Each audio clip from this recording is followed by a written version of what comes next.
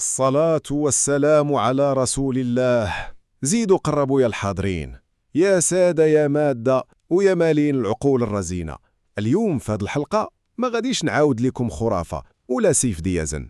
اليوم غادي نعاود لكم حكاية حقيقية، حكاية مكتوبة في الدم ومخبية في عروق كل مغربي من طنجة للقويرة. حكاية واحد الرمز سحري، ماشي ديال السحور ولكن ديال العلم والجينات، سميتو EM 81 أو EM 81. هذا الرمز هو البصمة ديال الأجداد، الخاتم اللي طبع به التاريخ، هوية الأمازيغ والمغاربة كاملين. أشنا هو هاد EM 81 يا سيدي ويا لالا؟ فاش جاو هادوك العلماء ديال الجينات والمختبرات وبداو كيبحثوا في الكروموزوم إيكغيك اللي كيتوارث غير من الأب للابن عبر الأجيال، لقاو واحد العجب كيتسناهم في شمال إفريقيا. لقاو باللي الأغلبية الساحقة ديال المغاربة والمغاربيين عندهم واحد الطابع جيني كيجمعهم كاملين من جد واحد، وهذا الجد عاش في هذه الأرض السعيدة هذه آلاف سنين.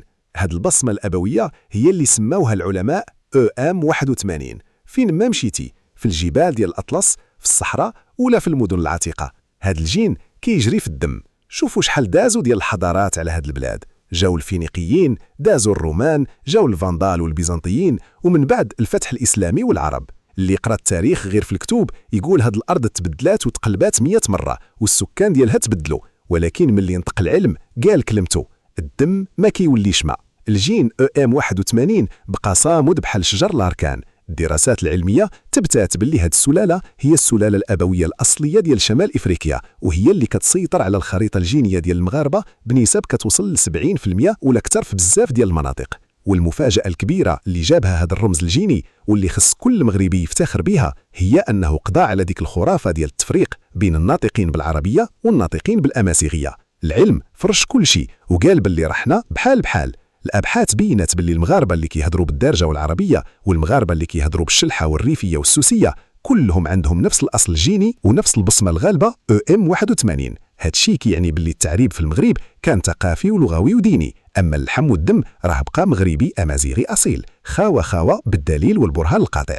العلماء بحال الباحثة الإسبانية نيوس سولي موراتا والفريق ديالها فاش داروا التخريجة ديالهم في سنة 2017 لقاو باللي هذا الجين عاش واحد التوسع كبير في واحد الوقت قريب بزاف، تقريبا هذه 2500 حتى 3000 عام. هذا التوسع تزامن مع العصور القديمة وبناء الممالك المورية والأمازيغية العظيمة، يعني الأجداد ديالنا كثروا وعمروا البلاد وبناو حضارة خلت النسل ديالهم يغطي شمال إفريقيا كاملة وحتى جزر الكناري عند خوتنا الأمازيغ الغوانش.